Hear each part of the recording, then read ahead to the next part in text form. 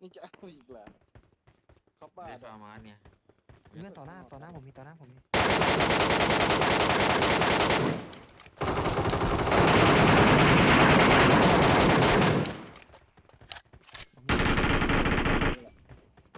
ตามแม่งเลย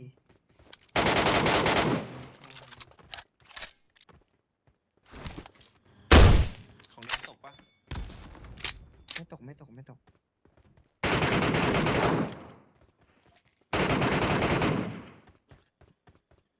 เอามันเอาของในเกาะไม่ได้ต้องทำไงอะ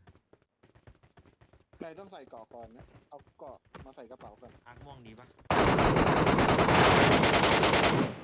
ปาไฟไปละไม่รู้โดนหรือเปล่า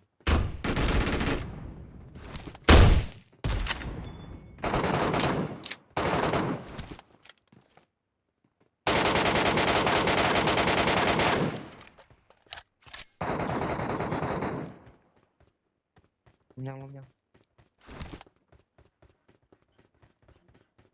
เก็บเข้าไปแล้วเหรอใจ ใช่ เย็นนะใจเย็นนะ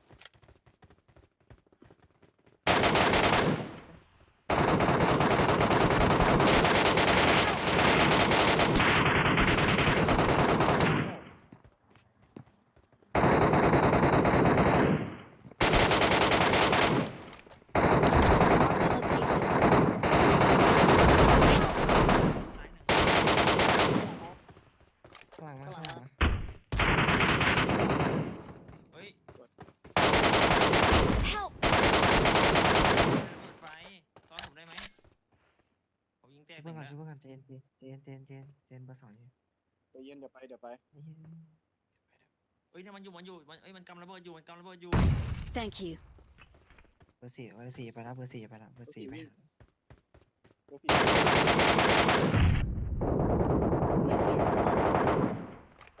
เนี่ยเบอร์สี่โดน ชุ ลั บ ด หน่อย เบอร์ ชุบ สี่ หน่ โด อย น ชุบ ลั ห ด น่อยต้องผมตัวเดียวหลังกล่องเขียวเลยเพื่อระวัง ไม่ยิงบอมมาเฮ้ย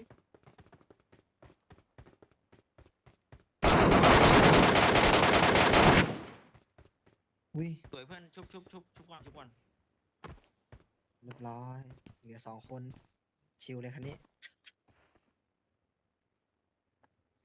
ขอบคุณครับ เดินเอ้ยเพื่อนมีใครมีการ์ดดำไหมอะเดินหาการ์ดดำไป ไม่ ก็ มี ได้นะ ผมไม่มี Thank you.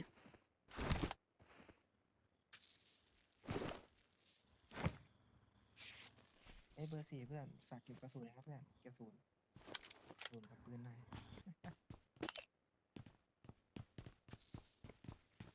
เดี๋ยวออกไปคุยกับเขารอเดี๋ยวกัน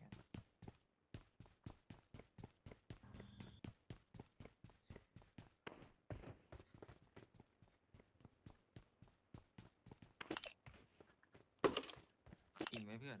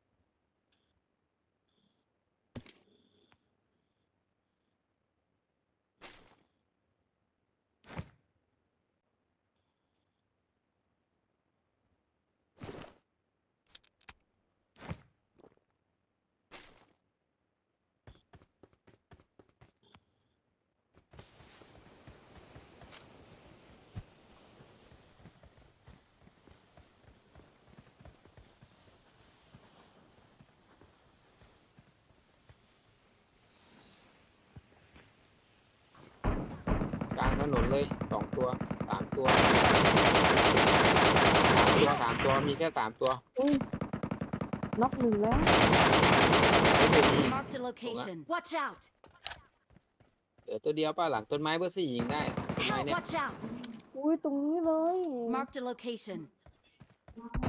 เบอร์ 4แล้ว เอา2 ตัวเบอร์ 4ตัวนึง เหลือตัวเดียวเพื่อน บร์สี่ หน้าห้องน้ำหน้าห้องน้ำหน้าห้องน้ Watch out! ำตัวเดียวเพื่อนปั๊มยาก่อนเพื่อนหิวยามันชุบกันอยู่เพื่อนตรงสมุกเลยผมมาร์คให้นะเพื่อนยิงให้โดนนะ Watch out! Watch out! ตรงนี้เลยเพื่อนหน้าห้องน้ ไม่โดน ำเลยลงอีกนี่ไงชุบเสร็จแล้วมั้ง ปั๊บชุบก็เสร็จแล้ว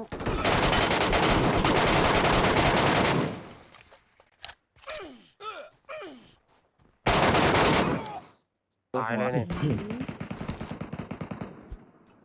น้องจอนยิงโคบให้หน่อย โอเคพี่ อ้าวน้องจอนอยู่ไหนอ๋ออยู่นู่น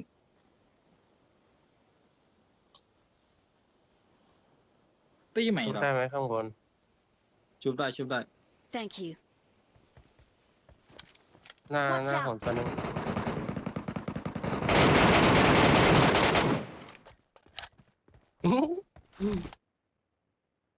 เรียบร้อย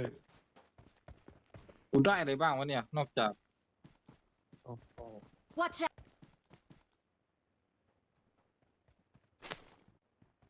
ลูกกระสุน